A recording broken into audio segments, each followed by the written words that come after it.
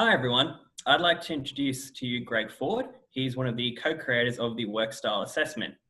Greg comes to us with an undergraduate degree in psychology, and he's completed his master's degree in workplace learning and adult education. Greg works closely with his co-creator, Stephen Race, who is considered one of the foremost experts in psychometrics. Today, he's going to be sharing with you a bit of background information on the work style assessment and discussing its value to you. I'll pass you over to Greg.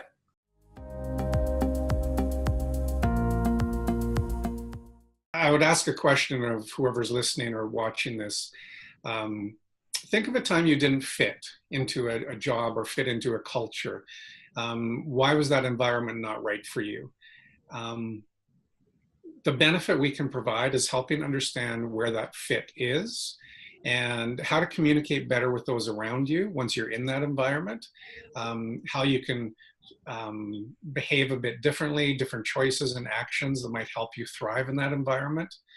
And the gain with all of this, especially if you're an auditor, is, as I said, to thrive in that environment, to really communicate better with these people.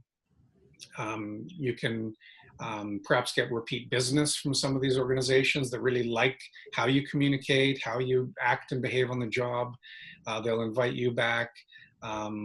It's really just all about improving ourselves, and the self-coaching advice that we give in these tools really does help someone become a happier, more engaged person in whatever they're doing.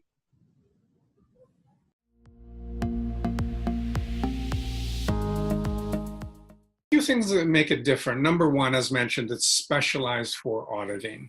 And we create these benchmarks, as I just mentioned, which really reflect what a top performer looks like.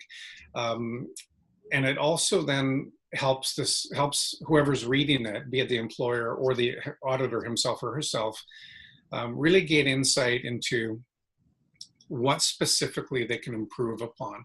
Everything's personalized. So that's one of the things that makes it unique, is we give personalized, tailored advice to each individual based on his or her own results.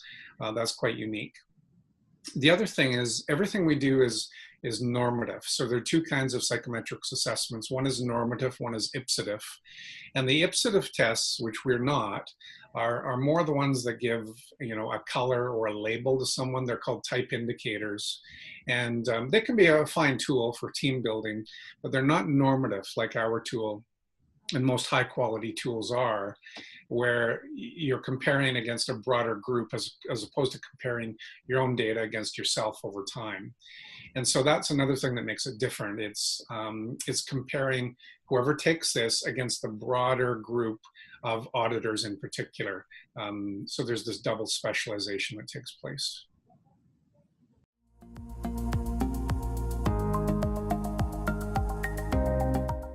So if you look at a sample report, you'll see there are a number of different dimensions on it.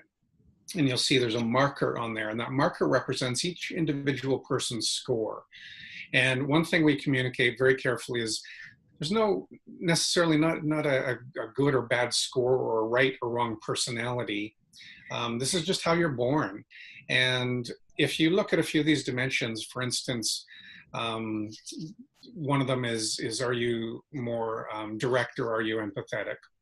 Some people I know that are extremely good at their job are very direct and they're very blunt. Now think about that. There are some environments where that's perfectly acceptable and everyone is more of a type A individual. It's a very aggressive, blunt environment. And if you speak to someone in that fashion, they don't get upset because that's just how everyone communicates. But now imagine you've probably worked with some people who are quite sensitive. They're very empathetic. They need to be spoken to in a more calm, sensitive fashion. And you can really hurt their feelings by being too blunt and direct. And so there would be some environments where an auditor would go to work and have to be very careful about understanding their own tendencies and perhaps sometimes modifying how they talk to other people. That's one example. Another example would be one of the dimensions is about near the bottom is conventionality. Are you a conventional person? Or are you someone that is very adaptable and flexible? It's openness. So are you open to change? Some people thrive in that environment. Everything's is new and different on a daily or weekly basis. And for some people, that's quite upsetting. They take comfort in the rules, take comfort in tradition, don't mind a more bureaucratic organization. And again, there's no good or bad or right or wrong personality. It's just about fit. Back to that key word that I mentioned, fit is so important. So I think you can see now that when someone starts to look at their own results and looks at all these dimensions, it will give them a better sense of, aha, this is who I am. And this is where I might thrive. This is where I might want to spend a little bit more time in my career. And I'll be happier. People around me will be happier working with me as well.